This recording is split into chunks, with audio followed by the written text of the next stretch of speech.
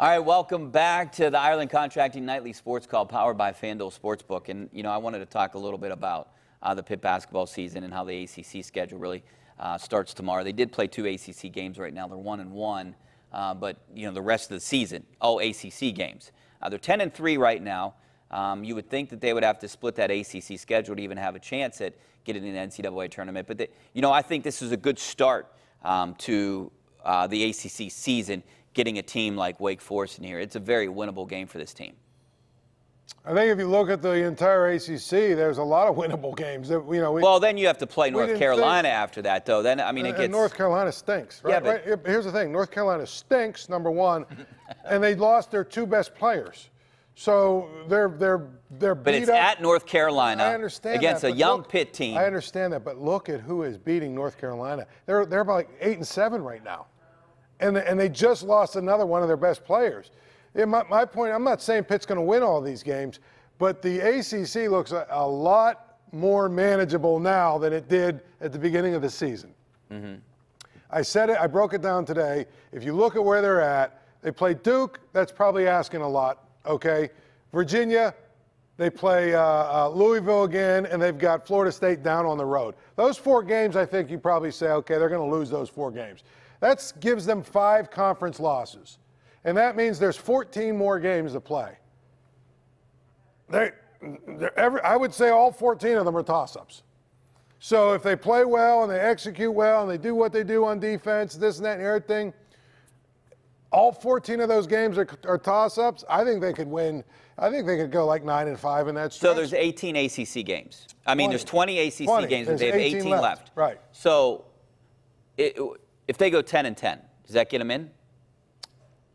That's going to be very close. It depends on the 10 that they win. And I'm telling you, the other thing is the ACC is not going to just pull teams in this year. You know what I mean? Because, I look at the league.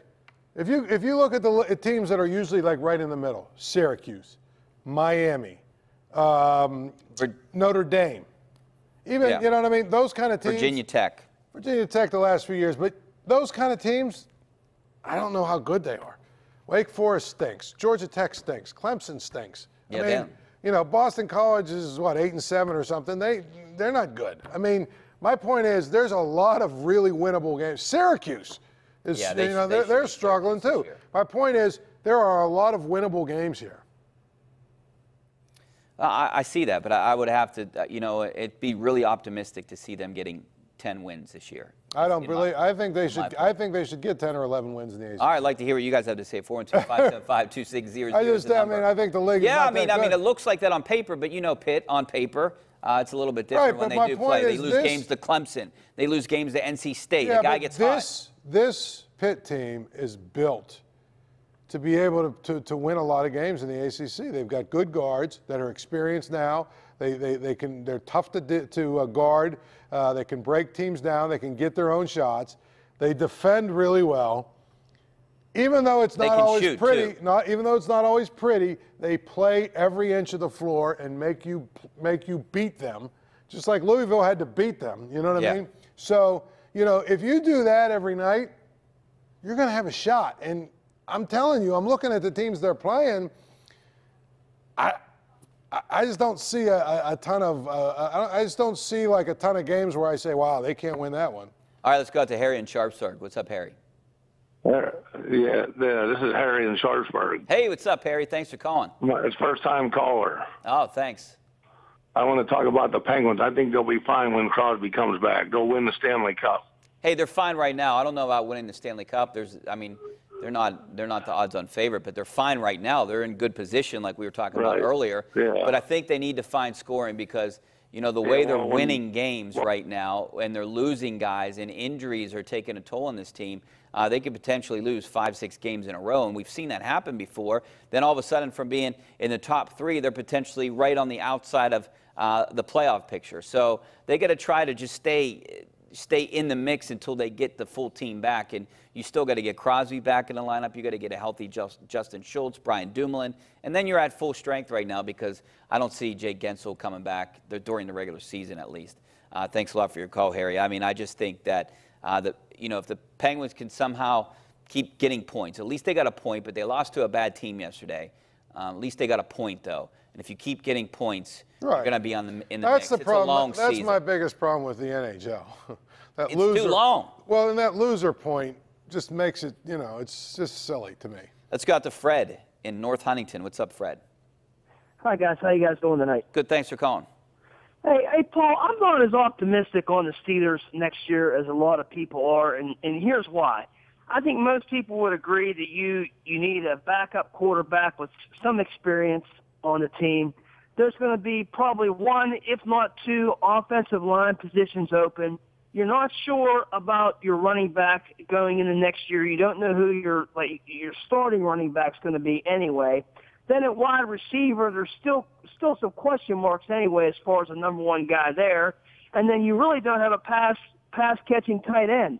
There's just too many holes to fill in 1 year. I know they got a really good defense, but I want to know what you guys think about that. Maybe you guys are a little more, little more optimistic than I am. I'm just not. Fred, I'm pretty optimistic when I look at their schedule and the fact that Ben Roethlisberger is coming back, even if he's not the Ben Roethlisberger that he was the last couple years. I think they have a really favorable schedule. A schedule that, Pony and I were just talking about, a schedule with not too many great quarterbacks on it when you look at it. And they got a really good defense coming back. They're going to have to do something with Bud Dupree, at least franchise him. But I'm optimistic that I don't see how they don't get 10 wins next year.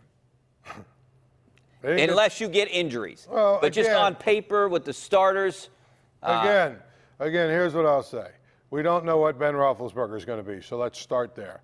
The offensive line is going to be jumbled up a little bit. I don't know what it's going to look like. They didn't play well this year. I know there's this idea that Ben Roethlisberger is going to come back and sprinkle magic dust over everything that's wrong with the offense, but it's silly. The offensive line didn't block well this year. They didn't play well. I know we all like, in the media guy, we all love, Alejandro's funny and, Ramon Foster's great and DeCastro does his interviews and we all like these guys. But guess what? They didn't play well this year. And I'm tired of hearing how it's not, it's the quarterback's fault. No, it's not. They didn't play well. And I think that they're going to have to make some changes there.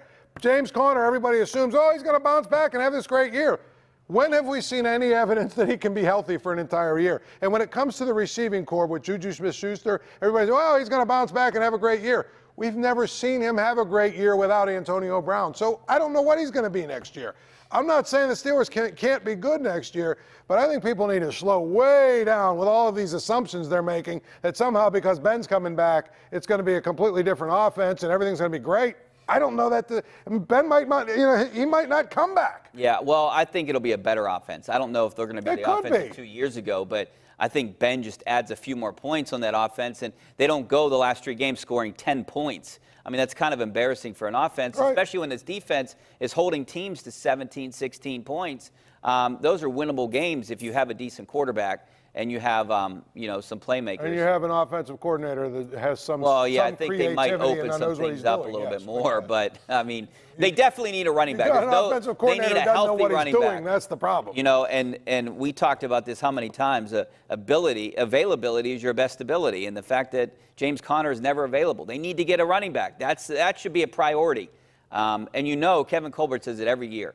If they were 8-8, that they're not good enough, they're going to make changes. So you're going to expect them to make changes, no question about it. What they are, that's kind of where we're going to see here in the next few months. All right, we're going to take a break. Back with more of your phone calls. Some of your tweets coming up next. Stay right there.